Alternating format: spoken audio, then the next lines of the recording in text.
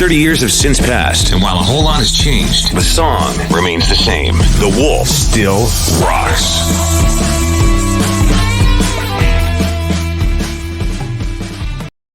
Hey there, it's Brian Ellis, Morning Show 101.5. The Wolf, continuing the Wolf's 30th video series.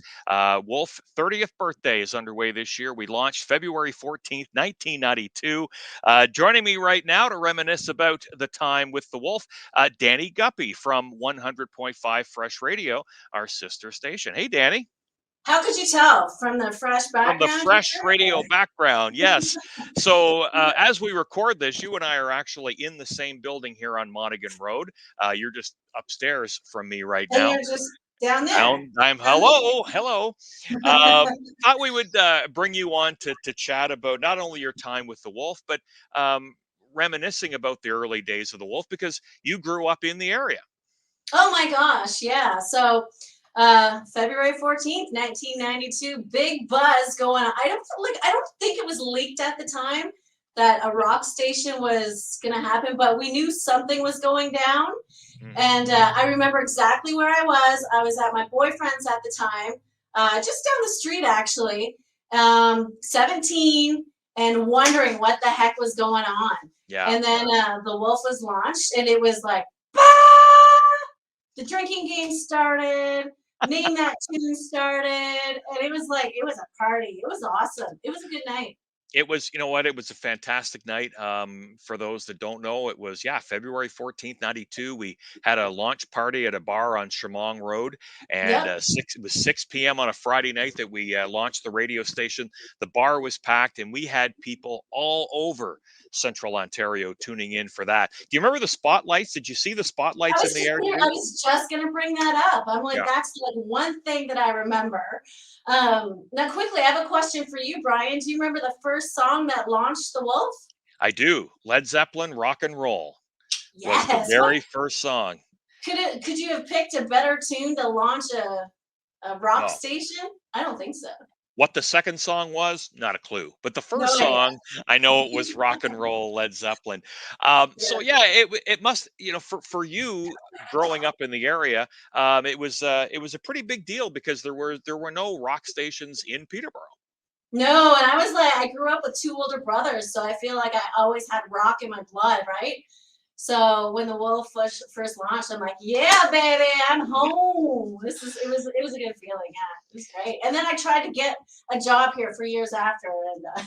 And So you did eventually join us though in a part-time capacity. Take us back to roughly when was that? Well, first of all, I have a funny story to share. I did actually have an interview for like the summer cruiser position. Yep. I got interviewed and unfortunately I didn't get the job, but that's okay. Time goes on. I didn't give up though. I never ever gave up. No. So I was talking to Freddie Patterson at the time, the PD of the Wolf, and I think I was such a jackass. I would email him daily until he said, come on in, let's have an interview. And that's what I did. I came in, had an interview. It was 2010, and I got hired on for the weekends / swing announcer. Okay. And I was like, what? Is this for real? Is this happening? Like, little old me getting a job where I've like looked up to my whole life. Well, since I was 17. And finally I'm working at that station. What? So yeah, that must have been pretty cool. You were with us, then you left us and you went to one of the Belleville stations and worked there. And then you came back to Peterborough and you've been teamed up with Pete Dalladay on 100.5 Fresh Radio, which I didn't know. I didn't know you knew Pete growing up. Well, don't tell him, but I think I had a little bit of a crush on him when I was about 8. But don't tell him that. He doesn't need to know. I think he knows because I just did an interview with Pete and he said, so from what I hear, she had a bit of a crush on me. It's a little awkward, but but I guess he used to hang around with your brothers. So he would play, he was playing sports with my brother Scott. And so I've always known the name, the Pete Halliday name, whatever. He was a few years older than I am, so we actually never hung out, but we knew the same people, grew up in the same neighborhood. And yeah, the job opportunity came up, and I'm like, I'm going for it. Didn't know if I would get it or not, but I tried so hard. And yeah, here I am. I got the job. I started August 27th of 2018, and I've been up here ever since. No, just kidding. Yeah.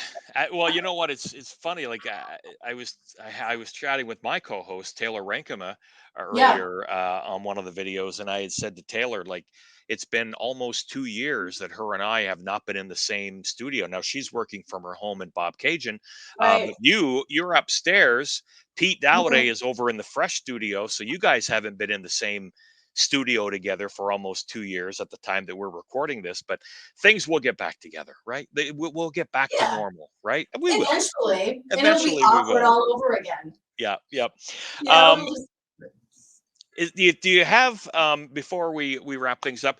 Do you have sort of a memory of the Wolf that when you were here with us, an event or a yeah. charity event, things like that? Mhm.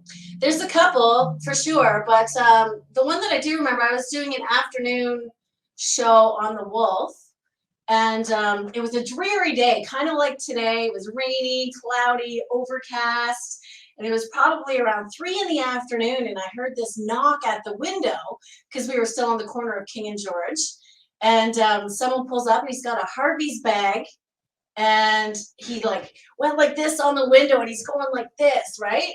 I'm like, well, who the heck is that? Who? And then I read the tattoo. It was Youth Gone Wild. Well, it was Sebastian Bach Oh, rapping on the window. I'm like, what? Did this just freaking happen? And oh so my being a little gosh. fangirling, right? So I go on to air saying that, oh my gosh, I think it was Sebastian Bach, and sure enough, it was. And then he got arrested that night. So Oh. you remember that though? I remember Yeah. what So happened that in the that was the whole day and night and everything. that's But I do remember wild. that because I'm a huge fan of Sebastian Bach. So I was Yeah. like, For those that haven't heard the story, if you just Google Sebastian Bach arrested Peterborough, but yeah, that's great. I had no idea that he came banging on the window. Sebastian is a, oh, it you know was what, he is a so great cool. guy.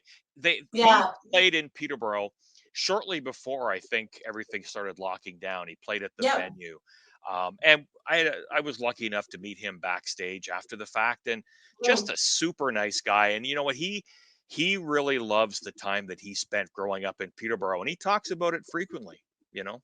Oh my gosh. I read his book and I was like, there's no holds barred with him. He tells it how it is, and he doesn't try and, sugarcoat anything. Yeah, It is the way it is with him. And yeah, that was great cool. guy. I was at both those shows too. I had to go back for the next one because I didn't remember the first one. So Wonder why. So I'm Um, like, I need to redo this so I can actually remember this. that's What funny. a high That is school funny. reunion that was. Oh, I Wow. bet. I That bet. was amazing. I Yeah. bet. I bet. Listen, Danny Guppy, co-host over on 100.5 Fresh Radio, does the morning show with Pete Dalladay. Thanks for chatting about your time with the Wolf. Thanks so much, Brian, and happy 30th anniversary to one of Thank my you. favorite stations ever. Love Thank it. you. Appreciate it. Mwah. Bye.